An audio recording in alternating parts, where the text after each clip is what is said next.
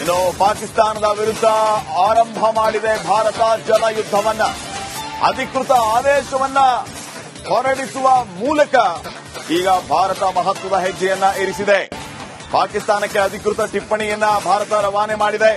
ಪಾಕಿಸ್ತಾನಕ್ಕೆ ಕೇಂದ್ರ ಜಲಶಕ್ತಿ ಸಚಿವಾಲಯ ಪತ್ರವನ್ನ ಬರೆದಿದೆ. ಸಿಂಧೂ ನದಿ ನೀರು ಹಂಚಿಕೆ ಒಪ್ಪಂದ ರದ್ದು ಬಗ್ಗೆ ಈ ಪತ್ರದ ಮೂಲಕ ಪಾಕಿಸ್ತಾನಕ್ಕೆ ಮಾಹಿತಿ ನೀಡುವಂತಹ ಕೆಲಸ ಆಗಿದೆ. ತಕ್ಷಣವೇ ಜಾರಿಗೆ ಬರುವಂತೆ 1960ರ ಈ ಒಂದು ಒಪ್ಪಂದಕ್ಕೆ ಬ್ರೇಕ್ ಬಿದ್ದಿದೆ. ಸಿಂಧೂ ನದಿ, ಝೀಲಂ, ಚೆನಾಬ್, ರಾವಿ, ಬಿಯಾಸ್ ನದಿಗಳ ನೀರಿನ ಹಂಚಿಕೆಗೆ ಸಂಬಂಧಪಟ್ಟಂತೆ ಆದಂತಹ ಒಪ್ಪಂದ ಆಯಿತು. ಆ ಒಪ್ಪಂದ ಇನ್ನೂ ದೊಡ್ಡ ಮಹತ್ತರ ವಿಚಾರಗಳು ಬಾಕಿ ಇದೆ ಅವರಿಗೆ. ಈಗ ಸದ್ಯಕ್ಕೆ ಈ ಒಂದು ಒಪ್ಪಂದ ಬ್ರೇಕ್ ಆಗಿರೋ ಬಗ್ಗೆ ಏನೆಲ್ಲ ಮಾಹಿತಿ ಕೊಡ್ತೀರಿ?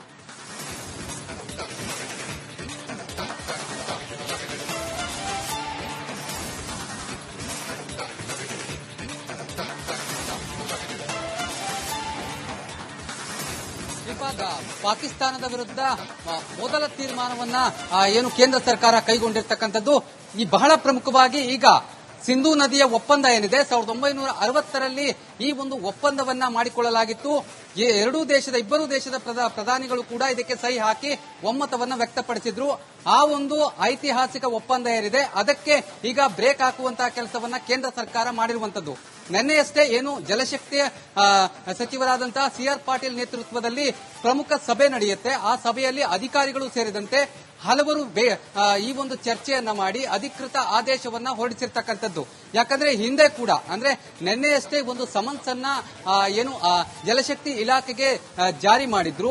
ಸಮನ್ಸ್ನ ನಂತರದಲ್ಲಿ ಯಾಕಂದ್ರೆ ಇದಕ್ಕೆ ಅವರ ಫೀಡ್ಬ್ಯಾಕ್ ಕೂಡ ಬೇಕಾಗುತ್ತೆ.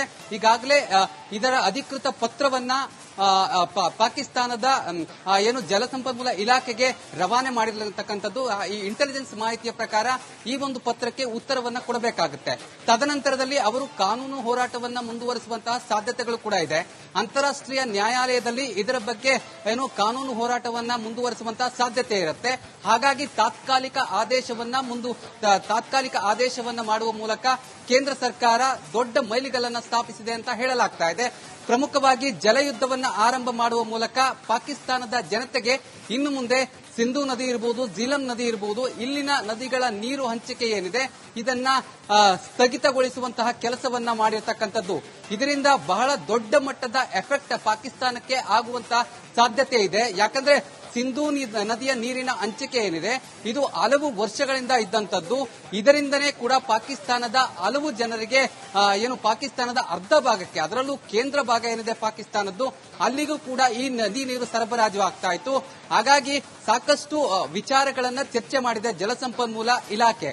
ಯಾಕಂದ್ರೆ ಸಿಂಧೂ ನದಿ ನೀರನ್ನ ತಡೆ ಹಿಡಿದಂತಹ ಸಂದರ್ಭದಲ್ಲಿ ಆ ನೀರನ್ನ ಮತ್ತೆ ಯಾವುದಕ್ಕೆ ಉಪಯೋಗಿಸಬೇಕು ಅನ್ನುವಂತಹ ನಿಟ್ಟಿನಲ್ಲಿ ಅದರ ಆಗು ಹೋಗುಗಳು ಮತ್ತೆ ಆಯ ವ್ಯಯಗಳನ್ನ ಸಂಪೂರ್ಣವಾಗಿ ಸಮಾಲೋಚನೆಯನ್ನ ನಡೆಸಿ ನಂತರದಲ್ಲಿ ಈ ತೀರ್ಮಾನವನ್ನ ಕೈಗೊಂಡಿರತಕ್ಕಂಥದ್ದು.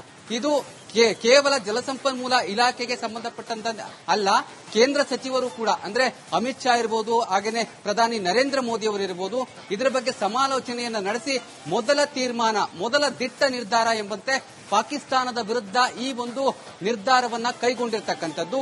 ಇದೀಗ ಸಾಕಷ್ಟು ಚರ್ಚೆ ಆಗ್ತಾ ಇದೆ ಮುಂದಿನ ದಿನಗಳಲ್ಲಿ. ಯಾಕಂದ್ರೆ ಇದು ಪಾಕಿಸ್ತಾನ ಮಾಡಬೇಕಾಗುತ್ತೆ. ಈ ಕೆಲಸವನ್ನ ಮಾಡದಂತಹ ಸಂದರ್ಭದಲ್ಲಿ ಅವರ ಉತ್ತರ ಯಾವ ರೀತಿ ಇರುತ್ತೆ ಅನ್ನುವಂಥದ್ದು ಬಹಳಷ್ಟು ಕುತೂಹಲ ಇದೆ. ಯಾಕಂದ್ರೆ ಈ ಒಂದು ವಿಚಾರಕ್ಕೆ ಬಂದಾಗ ಪಾಕಿಸ್ತಾನ ತಲೆಬಾಗುವಂತಹ ಸಾಧ್ಯತೆಗಳು ಸಾಕಷ್ಟು ದುಪ್ಪಟ್ಟಾಗಿರೋದ್ರಿಂದ ಇದರ ತೀರ್ಮಾನಕ್ಕೆ ಕಾದು ನೋಡಬೇಕಾಗಿದೆ. ಶ್ರೀಪಾದ್. ಓಕೆ, ಥ್ಯಾಂಕ್ ಯು ಮಾಹಿತಿಗಾಗಿ ನಟೇಶ್. ಇನ್ನು ಪಾಕಿಸ್ತಾನದ ವಿರುದ್ಧ ಆರಂಭ ಮಾಡಿದೆ ಭಾರತ ಜಲಯುದ್ಧವನ್ನ. ಅಧಿಕೃತ ಆದೇಶವನ್ನ ಹೊರಡಿಸುವ ಮೂಲಕ ಈಗ ಭಾರತ ಮಹತ್ವದ ಹೆಜ್ಜೆಯನ್ನ ಇರಿಸಿದೆ.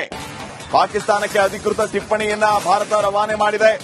ಪಾಕಿಸ್ತಾನಕ್ಕೆ ಕೇಂದ್ರ ಜಲಶಕ್ತಿ ಸಚಿವಾಲಯ ಪತ್ರವನ್ನ ಬರೆದಿದೆ. ಸಿಂಧೂ ನದಿ ನೀರು ಹಂಚಿಕೆ ಒಪ್ಪಂದ ರದ್ದು ಬಗ್ಗೆ ಈ ಪತ್ರದ ಮೂಲಕ ಪಾಕಿಸ್ತಾನಕ್ಕೆ ಮಾಹಿತಿ ನೀಡುವಂತಹ ಕೆಲಸ ಆಗಿದೆ. ತಕ್ಷಣವೇ ಜಾರಿಗೆ ಬರುವಂತೆ 1960ರ ಈ ಒಂದು ಒಪ್ಪಂದಕ್ಕೆ ಬ್ರೇಕ್ ಬಿದ್ದಿದೆ. ಸಿಂಧೂ ನದಿ, ಝೀಲಂ, ಚೆನಾಬ್, ರಾವಿ, ಬಿಯಾಸ್ ನದಿಗಳ ನೀರಿನ ಹಂಚಿಕೆಗೆ ಸಂಬಂಧಪಟ್ಟಂತೆ ಆದಂತಹ ಒಪ್ಪಂದ ಆಯಿತು. ಆ ಒಪ್ಪಂದ ಇನ್ನೂ ದೊಡ್ಡ ದೊಡ್ಡ ಮಹತ್ತರ ವಿಚಾರಗಳು ಬಾಕಿ ಇದೆ ಅವರಿಗೆ. ಈಗ ಸದ್ಯಕ್ಕೆ ಈ ಒಂದು ಒಪ್ಪಂದ ಬ್ರೇಕ್ ಆಗಿರೋ ಬಗ್ಗೆ ಏನೆಲ್ಲ ಮಾಹಿತಿ ಕೊಡ್ತೀರಿ?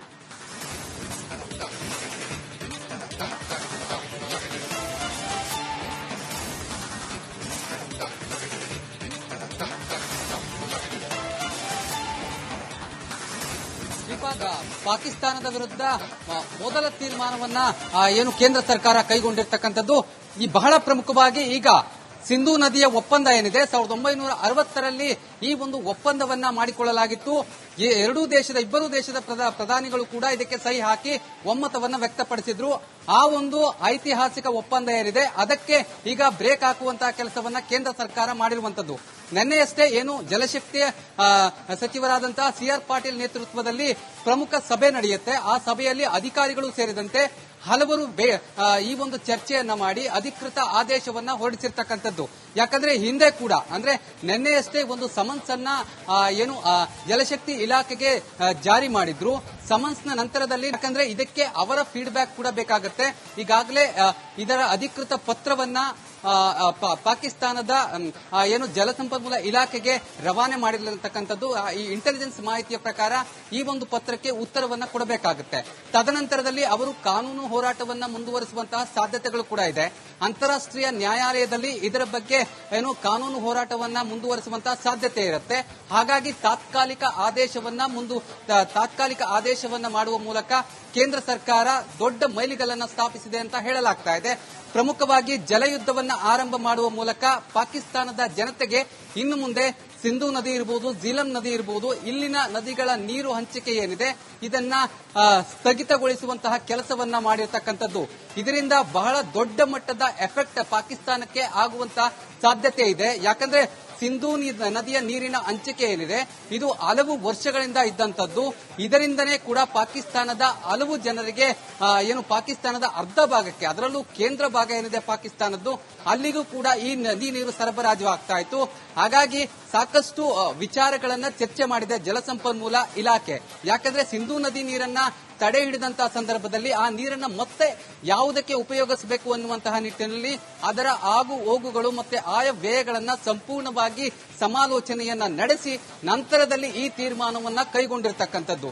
ಇದು ಕೇವಲ ಜಲಸಂಪನ್ಮೂಲ ಇಲಾಖೆಗೆ ಸಂಬಂಧಪಟ್ಟಂತ ಅಲ್ಲ, ಕೇಂದ್ರ ಸಚಿವರು ಕೂಡ ಅಂದ್ರೆ ಅಮಿತ್ ಶಾ ಇರಬಹುದು, ಹಾಗೇನೆ ಪ್ರಧಾನಿ ನರೇಂದ್ರ ಮೋದಿ ಅವರು ಇರಬಹುದು, ಇದರ ಬಗ್ಗೆ ಸಮಾಲೋಚನೆಯನ್ನ ನಡೆಸಿ ಮೊದಲ ದಿಟ್ಟ ನಿರ್ಧಾರ ಎಂಬಂತೆ ಪಾಕಿಸ್ತಾನದ ವಿರುದ್ಧ ಈ ಒಂದು ನಿರ್ಧಾರವನ್ನ ಕೈಗೊಂಡಿರ್ತಕ್ಕಂಥದ್ದು. ಇದೀಗ ಸಾಕಷ್ಟು ಚರ್ಚೆ ಆಗ್ತಾ ಇದೆ ಮುಂದಿನ ದಿನಗಳಲ್ಲಿ. ಯಾಕಂದ್ರೆ ಇದು ಪಾಕಿಸ್ತಾನ ಮಾಡಬೇಕಾಗುತ್ತೆ. ಈ ಕೆಲಸವನ್ನ ಮಾಡದಂತಹ ಸಂದರ್ಭದಲ್ಲಿ ಅವರ ಉತ್ತರ ಯಾವ ರೀತಿ ಇರುತ್ತೆ ಅನ್ನುವಂಥದ್ದು ಬಹಳಷ್ಟು ಕುತೂಹಲ ಇದೆ. ಯಾಕಂದ್ರೆ ಈ ಒಂದು ವಿಚಾರಕ್ಕೆ ಬಂದಾಗ ಪಾಕಿಸ್ತಾನ ತಲೆಬಾಗುವಂತಹ ಸಾಧ್ಯತೆ